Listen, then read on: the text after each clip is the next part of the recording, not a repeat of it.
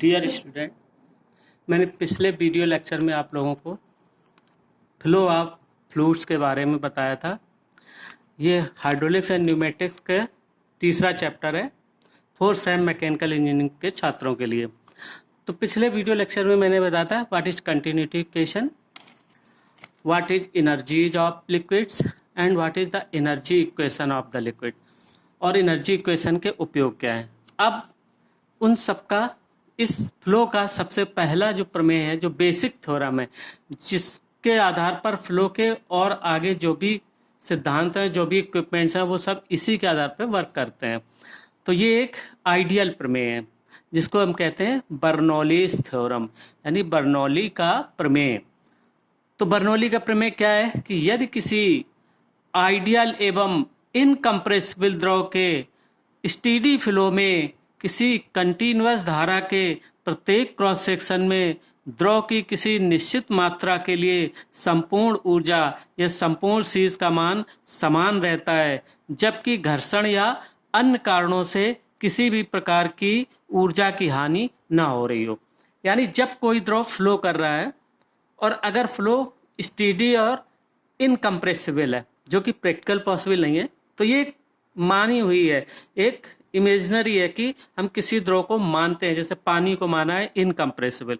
तो यदि आइडियल यानी जो ऐसा फ्लूइड ऐसा द्रव जो कि इनकम्प्रेसिबल हो, इनविस्कस हो, तो यानी जब वो स्टीडी फ्लो के अंतर्गत प्रवाहित हो रहा है, यानी जब कोई इनकम्प्रेसिबल इनविस्कस द्रव किसी पाइप या चैनल में स्टीडी फ्लो के अंतर्गत प्रवाहित हो रहा हो और द्रव की कंटिन्यूअस धारा बनी रहती हो, तो उस समय प्रत्येक क्रॉस सेक्शन में, यानी हर क्रॉस सेक्शन में जो संपूर्ण शीर्ष है, यानी टोटल एनर्जी जो है, टोटल हेड जो है, वो कांस्टेंट रहता है एक निश्चित मात्रा के लिए, एक निश्चित मात्रा के द्रव के लिए ये कांस्टेंट हेड जो है वो कांस्टेंट होता है, जबकि फ्रिक्शन आदि के कारण लॉस ना होता हो।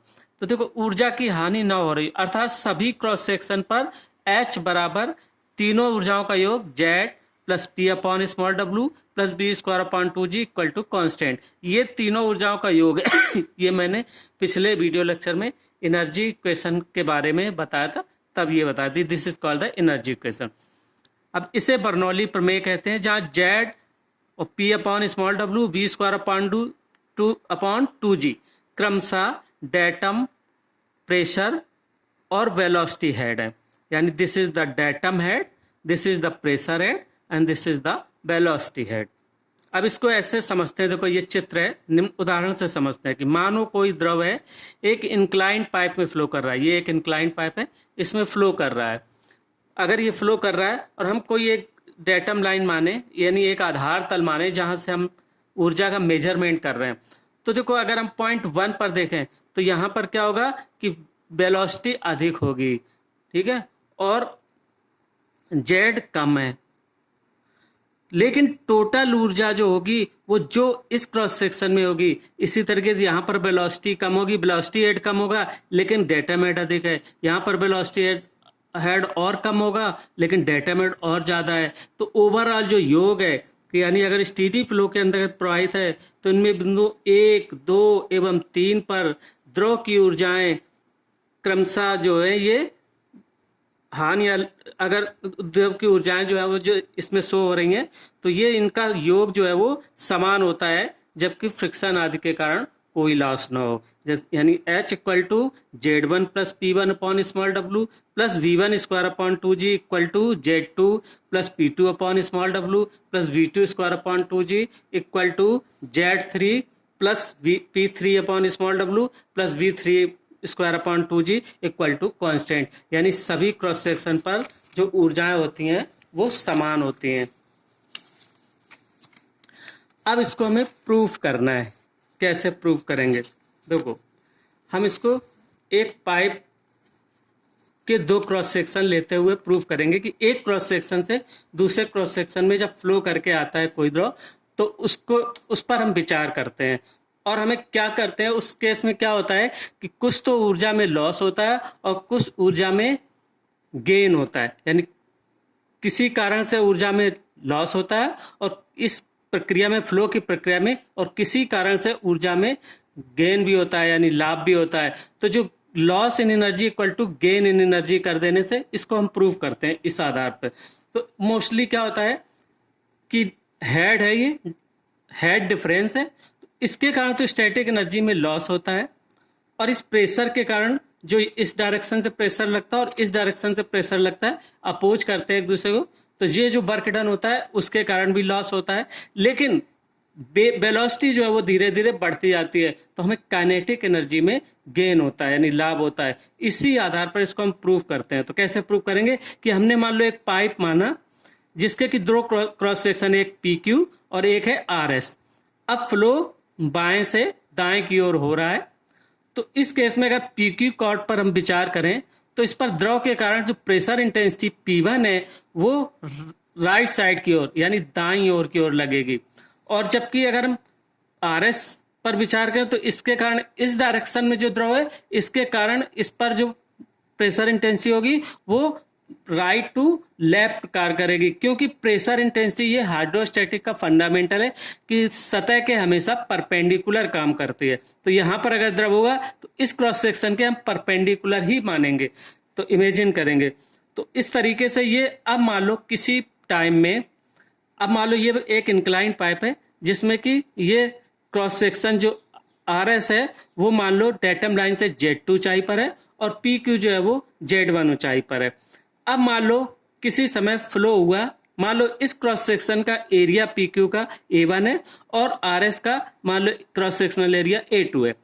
अब ये किसी समय फ्लो हुआ तो किसी पर्टिकुलर यूनिट टाइम में ये PQ से फ्लो करके P', Q' पर आ जाता है। मान लो ये प्रवाह हुआ तो जितने समय में ये PQ से P', Q' में आ जाता है तो ये RS से R' और S' पर आ जाता है, यानी जो वॉल्यूम यहाँ डिस्प्लेस हुआ वही आगे भी वॉल्यूम डिस्प्लेस हुआ, क्योंकि कंटिन्यूटी इक्वेशन के अनुसार कि वेट समान होगा, जो एक निश्चित समय में भार समान प्रवाहित होगा। तो अब ये मान लो कि इस पॉइंट पर PQ क्रॉस सेक्शन पर इसकी वेलोसिटी थी V1 और मान लो RS पर वेलोसिटी थी V2। तो ये V1 वेलोसिटी से प्रवाहित हुआ तो यूनिट टाइम में मान लो इसने L1 लेंथ तय की और इसने यूनिट टाइम में मान लो L2 लेंथ तय की। अब मान लो कि इस पर अभी हम विचार करें कि थोड़े समय में मान लो इसने L2 दूरी तय करके R' S' पे आ गया। अब माना PQ तथा P', Q' के बीच द्रव का भार W है, कि मान लो यहां से यहां तक जो प्रवाहित हुआ भार कैपिटल W है, वही भार यहां से भी प्रवाहित होगा कंटिन्यूटी इक्वेशन के अनुसार।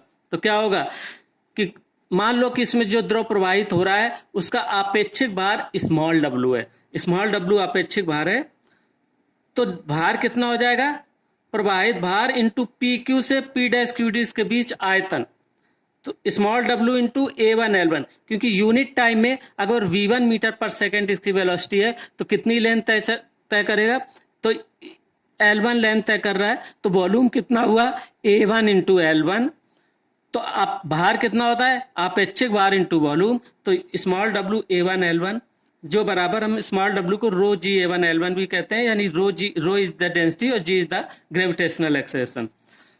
तो अब भाई कंटिन्यूटी इक्वेशन के कारण क्या होगा कि जो भार PQ से P', Q' तक डिस्प्लेस हुआ उतना ही भार उसी टाइम में RS से R' S' तक भी डिस्प्लेस हुआ।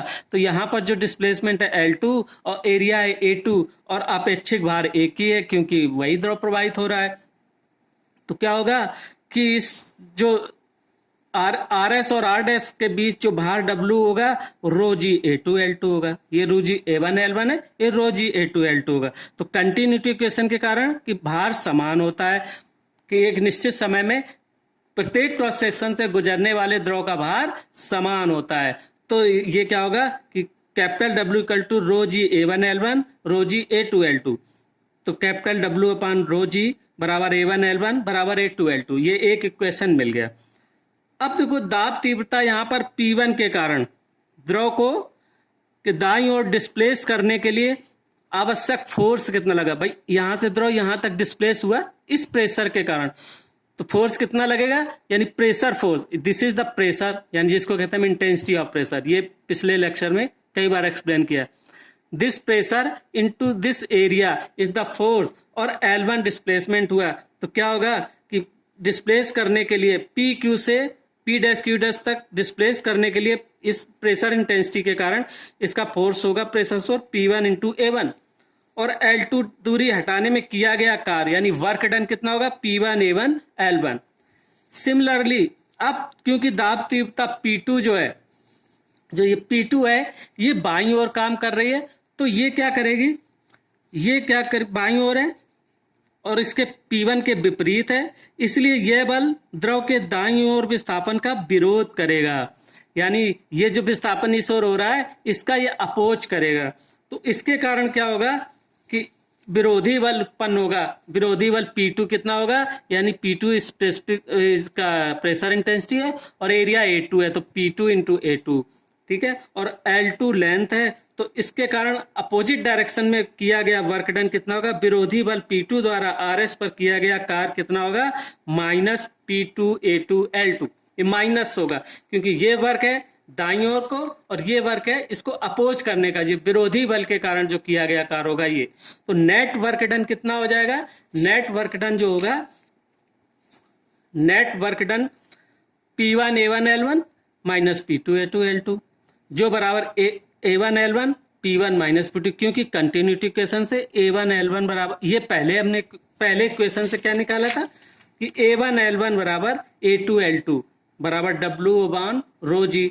तो यहां भी जो होगा क्या होगा, ये A2 L2 भी A1 L1 के बराबर हो जाएगा। तो हमने A1 L1 कॉमन ले लिया, P1 माइनस P2 और that equal to A1 L1 बराबर capital W/ρg P1 minus P2। ये लॉस इन एनर्जी हुआ, ये क्या हुआ, लॉस इन एनर्जी। ये एनर्जी का लॉस हो रहा है क्योंकि ये जो वर्क डन है एक तरफ से तो दाईं ओर डिस्प्लेस करने के लिए वर्क कर रहे हैं और एक और विरोधी वर्क हो रहा है, यानी विरोधी जो फोर्स डेवलप हो रहा है वो जो ये रजिस्ट कर रहा है इसको इस डिस्प्लेसमेंट के लिए, ये वाला प्रेशर जो P2 है। तो इसके कारण क्या हुआ, ये जो वर्क डन है net work done, this is the loss of energy, और यह कार्य द्रव द्वारा ही किया जाता है, इसलिए यह द्रव की ऊर्जा में हानि होती है। अब बिंदु दो जो है बिंदु एक से कुछ नीचे है, ठीक है, इसलिए W बाहर के द्रव की स्टैटिक एनर्जी में भी आन होगी। देखो यहाँ ऊंचाई पर है तो यहाँ पर स्टैटिक एनर्जी ज्यादा होगी और इस पॉइंट पर आके स्टैटिक एनर्जी कम हो जाएगी, क्योंकि स्टैटिक एनर्जी किस पर डिपेंड करती है, उसकी पोजीशन के कारण। तो जितनी ऊंचाई तक जाते जाएंगे स्टैटिक एनर्जी बढ़ती जाएगी, जब नीचे आएंगे तो कम होगी। तो यहाँ पर इस द्रव की स्टैटिक एनर्जी ज्यादा होगी और यहाँ पर कुछ कम होगी, तो ये भी लॉस इन एनर्जी है, यानी capital W into Z1 minus Z2। Capital W is the weight, जो वेट है इस द्रव का, उसका स्टैटिक एनर्जी यहाँ पर होगी, Z1 ऊंचाई पर है तो W इंटू Z1 और यहाँ पर होगी W इंटू Z2। तो ये लॉस इन स्टैटिक एनर्जी, तो यानी W Z1 minus Z2 is the loss of static energy. अब फिर इस चित्र को देखें, इस चित्र के अनुसार यहाँ पर वेलोसिटी V1 है और यहाँ से धीरे धीरे वेलोसिटी बढ़ती जाएगी, तो बढ़ते बढ़ते वेलोसिटी यहाँ पर हो गई V2।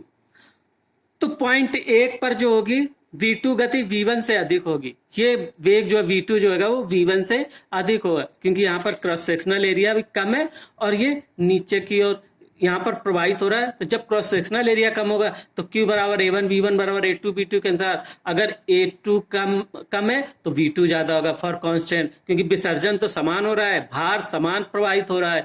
तो इसलिए अगर क्रॉस सेक्शनल एरिया कम होगा तो वहां पर वेलोसिटी अधिक होगी और क्रॉस सेक्शनल एरिया ज्यादा होगा तो वेलोसिटी कम होगी। तो क्या होगा, V2 की गति जो है V1 से अधिक होती है, इसलिए W भार के द्रव की गतिज ऊर्जा में लाभ होगा, सिर्फ काइनेटिक एनर्जी में गेन होगा।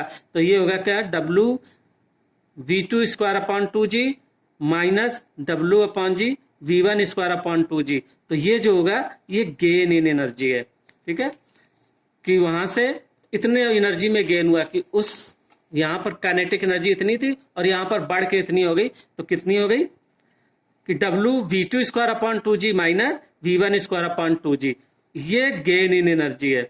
तो अब द्रव की कुल ऊर्जा हानि बराबर द्रव की कुल ऊर्जा में लाभ, ये हम इक्वेशन से रख दें। तो हानि किस किस कारण थी, एक तो विरोधी बल के कारण जो वर्क डन था वो, और एक स्टैटिक एनर्जी में। तो W अपॉन रो जी P1 minus P2 plus W Z1 minus Z2 बराबर W V2 square upon 2G minus V1 square upon 2G। अब इसको हम इक्वेशन को सॉल्व कर दें तो क्या होगा, P1 अपॉन रो जी, W का मान होता है P1 upon rho g minus P2 upon rho जी। W कैंसिल हो गया कि दोनों तरफ कैपिटल W है, तो P1 upon rho g minus P2 upon rho g plus Z1 minus Z2 equal to V2 square upon 2G minus V1 square upon 2G। अब इनको plus minus एक तरफ कर दिया तो Z1 plus P1 square upon rho g plus V1 square upon 2G equal to Z2 plus P2 upon rho g plus V2 square upon 2G। तो यहाँ पर एक नंबर, ये बिंदु एक पर, यहाँ पर बिंदु एक पर जो है ये टोटल एनर्जी क्या हुई बिंदु एक पर कि Z1 plus P1 upon rho g plus V1 square upon 2G, और दो पर कितनी हुई Z2 plus P2 upon rho g plus V2 square upon 2G। तो ये देखो बिंदु एक पर जो टोटल एनर्जी है वही बिंदु दो पर टोटल एनर्जी है, और वही पर तीन पे होगी अगर आइडियल कंडीशन है तो उस केस में सभी क्रॉस सेक्शन पर कुल ऊर्जाओं का योग समान होता है। एक एनर्जी दूसरे एनर्जी में कन्वर्ट हो सकती है, लेकिन जब टोटल एनर्जी ली जाएगी, टोटल हेड लिया जाएगा, तो वो सभी क्रॉस सेक्शन पर कांस्टेंट होगा। यानी जो एक क्रॉस सेक्शन पर होगा टोटल हेड, वही दूसरे क्रॉस सेक्शन पर होगा, वही तीसरे क्रॉस सेक्शन पर होगा। तो यही बर्नौली थ्योरम है। ठीक है, तो ये बर्नौली प्रमेय को इस तरीके से हम प्रूव करते हैं। कैसे कि इस प्रोसेस में, यानी जो डिस्प्लेसमेंट लेते हैं पर्टिकुलर दो क्रॉस सेक्शन, उन दो क्रॉस सेक्शन के बीच हम ये देखते हैं, तीनों ऊर्जाओं पर विचार करते हैं कि प्रेशर मान लिया, वेलोसिटी मान ली और डेटम लाइन से उसकी पोजीशन मान ली। तो जो वर्क डन में लॉस हुआ और जो स्टैटिक एनर्जी में लॉस हुआ, लेकिन काइनेटिक एनर्जी में गेन हुआ, तो यही हम तीनों चीजें निकालते हैं और उनको हम loss in energy equal to gain in energy करके फिर हम उसका जो है ये इक्वेशन जो है हम प्रूफ कर लेते हैं। तो ये मतलब याद रखने के लिए बहुत आसान है। आपको सिर्फ एक दो क्रॉस सेक्शन चूज करना है किसी बहते हुए पाइपलाइन पर, और दोनों क्रॉस सेक्शन पर तीनों एनर्जी के लिए विचार करना है। तो विचार क्या करोगे, एक डेटम लाइन मानोगे, वहां से एक नंबर की दूरी, दूसरे की दूरी, उसका क्रॉस सेक्शनल एरिया, इसका क्रॉस सेक्शनल एरिया, दूसरे का, पहले में वेलोसिटी, दूसरे में वेलोसिटी, पहले में प्रेशर इंटेंसिटी दाईं ओर लगेगी और दूसरे में बाईं ओर लगेगी। तो इस तरफ जो प्रेशर फोर्स के कारण वर्क डन होगा, वो वर्क डन होगा डिस्प्लेसमेंट करने में, और दूसरे साइड से जो होगा वो विरोधी फोर्स उत्पन्न होगा, तो वो वर्क डन में विरोध करेगा, उसको डिस्प्लेस करने में बाधा उत्पन्न करेगा कि जो दाईं ओर फ्लो हो रहा है तो बाईं ओर से उसको अपोज करेगा। तो इसलिए वो जो वर्क डन है वो भी एनर्जी के रूप में स्टोर होती है, तो वो भी लॉस है, लॉस इन वर्क डन, या जो एनर्जी में लॉस हुआ। और जो काइनेटिक एनर्जी है, क्योंकि क्रॉस सेक्शन अगर कम होता जाएगा तो वेलोसिटी बढ़ती जाएगी, जब वेलोसिटी बढ़ेगी तो काइनेटिक एनर्जी बढ़ती जाएगी। तो हमने ये देखा कि काइनेटिक एनर्जी तो बढ़ती जा रही है और दूसरी एनर्जी कम होती जा रही है, लेकिन जब तीनों एनर्जी का, तीनों ऊर्जाओं का योग देखा जाएगा तो वो सभी क्रॉस सेक्शन में समान होता है, और यही बर्नौली प्रमेय है। ठीक है, अब देखो इसकी लिमिटेशंस हैं, इस बर्नौली थ्योरम की कुछ लिमिटेशन है कि किन कंडीशन में ये लागू होगी। ये इसकी जो है कुछ शर्तें हैं कि तो जैसे पहली शर्त है, यानी इस थ्योरम का यूज निम्न बातों के सेटिस्फाई होने पर ही किया जा सकता है, जिन्हें कि हम लिमिटेशन ऑफ बर्नौली थ्योरम कहते हैं। यानी कुछ बातें होती हैं कि तभी लागू, ऐसे थोड़ी हर कंडीशन में थोड़ी बर्नौली प्रमेय लागू होगी। सबसे पहली कंडीशन क्या है कि फ्लो करने वाला लिक्विड इनकम्प्रेसिबल होना चाहिए, यानी आइडियल फ्लूइड होना चाहिए। लेकिन देखो व्यवहारिक रूप में कोई भी फ्लूइड आइडियल नहीं होता, तो हम क्या करते हैं, इसको एक आइडियल प्रमेय मानते हैं, आधार मानते हैं। तो फिर जब हम किसी और द्रव के लिए डिजाइन करते हैं तो हम वो फैक्टर्स एनालिसिस कर लेते हैं कि किनके कारण इनकम्प्रेसिबल नहीं है, तो इसमें और क्या चीज हम फैक्टर जोड़ेंगे। तो क्योंकि आगे की स्टडी करने के लिए हमें कोई एक बेस तो चाहिए, इसीलिए ये बर्नौली जो इक्वेशन है, जो थ्योरम है, ये एक बेस है फ्लो के लिए। तो तो अब क्या होता है कि फ्लो करने वाला लिक्विड इनकम्प्रेसिबल होना चाहिए तथा प्रवाह के अंतर्गत उसके टेम्परेचर एवं डेंसिटी स्थिर होने चाहिए, यानी बदलने नहीं चाहिए। ठीक है। अगर प्रवाह हो रहा है तो ये नहीं कि अब अभी होते होते वहां पर टेम्परेचर बहुत अधिक बढ़ा दिया, नॉर्मल टेम्परेचर पर, एक ही टेम्परेचर पर ही ये कंसीडर किया जाता है। दूसरा ये कि फ्लो स्टीडी होना चाहिए, और स्टीडी फ्लो हमने आपको बताया ही है कि क्या होता है कि किसी पर्टिकुलर समय में किसी एक क्रॉस सेक्शन से गुजरने वाले सभी द्रव पार्टिकल की एवरेज वेलोसिटी समान हो। परंतु क्या होता है, प्रैक्टिकल में सभी प्रवाह स्टीडी नहीं होते, तो जब नहीं होते तो फिर हम उसकी बैक एनालिसिस भी तो कर सकते हैं कि जैसे हमने ये मान के चला कि ये पानी आइडियल था, ये होना चाहिए। जब हम फ्लो मेजर करते हैं, अगर मान लो नहीं मिलता तो क्यों नहीं मिलता, तो हम बैक एनालिसिस कर सकते हैं। तो ये स्टडी में सहायक तो होता ही है, क्योंकि हम कोई बेस तो लेंगे ही। तो यानी फ्लो स्टडी होना चाहिए, परंतु प्रैक्टिकली सभी प्रवाह स्टडी नहीं होते। ठीक है। फ्लो नॉन विस्कस होना चाहिए, परंतु रियल फ्लो अधिकतर विस्कस होते हैं। विस्कोसिटी तो होती है, हर द्रव में कुछ ना कुछ तो विस्कोसिटी होती है, कंप्लीटली नॉन विस्कस तो हो ही नहीं सकते, जिसके कारण प्रवाह में शियर फोर्स भी कार्य करते हैं। तो फिर हम आगे उस फैक्टर को भी कंसीडर करेंगे जब भी कोई चीज स्टडी करने जाएंगे उससे आगे। तो प्रत्येक क्रॉस सेक्शन में मीन वेलोसिटी का प्रयोग किया जाता है। हमने ये पहले ही बताया था कि डायनामिक कंडीशन में यानी फ्लो कंडीशन में कि द्रव के हर पार्टिकल की वेलोसिटी मेजर करना बहुत कठिन होता है, इसलिए लगभग एवरेज वेलोसिटी लेते हैं। और एवरेज वेलोसिटी कहाँ से कैलकुलेट करते हैं किसी क्रॉस सेक्शन की, जब हम डिस्चार्ज मेजर करेंगे और उस क्रॉस सेक्शनल एरिया मालूम होगा तो V बराबर Q/A से एवरेज वेलोसिटी लेते हैं। क्योंकि किसी भी क्रॉस सेक्शन में से प्रवाहित होने वाले द्रव की गति उस क्रॉस सेक्शन के सभी बिंदुओं पर समान होनी चाहिए, परंतु व्यवहारिक प्रवाह में ऐसा संभव नहीं है। ठीक है, ऐसा प्रैक्टिकल संभव नहीं है। तो क्यों संभव नहीं है, तो क्या आती है, यही हमें एनालिसिस करने में फायदा मिलेगा। लेकिन बर्नौली कंडीशन एक आइडियल कंडीशन है, वो तभी लागू होती है जब ये फुलफिल कर रहे हो, और इसी को लेके हम स्टडी करते हैं। और नहीं जो चीज फुलफिल नहीं करे उसकी हम बैक एनालिसिस करते हैं।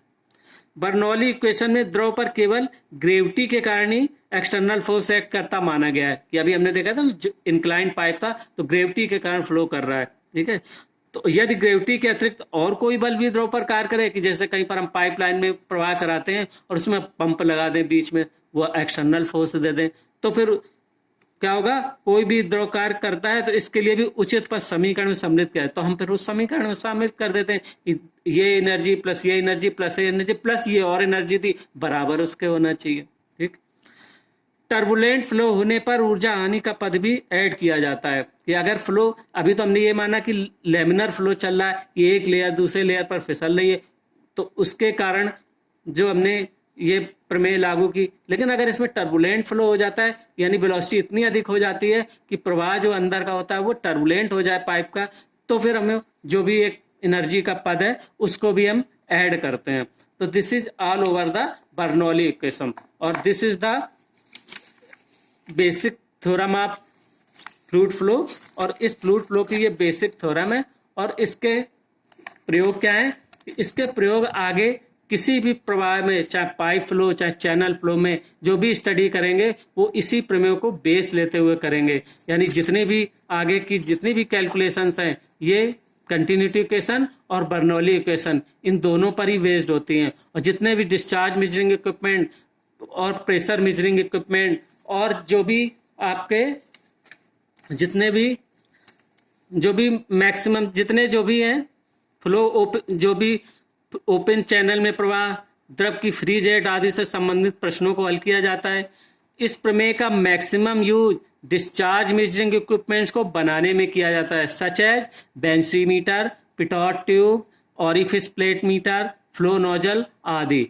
अब हम इनके कुछ एप्लीकेशन, प्रैक्टिकल एप्लीकेशन अब नेक्स्ट लेक्चर में पढ़ेंगे, जैसे कि venturimeter, pitot tube and flow nozzle. तो इसके बारे में हम अब नेक्स्ट चैप्टर में पढ़ेंगे, और उसके बाद फिर इस चैप्टर से रिलेटेड जितनी न्यूमेरिकल प्रॉब्लम सॉल्व करेंगे। तो आज के लिए इस लेक्चर के लिए इतना ही। Thank you.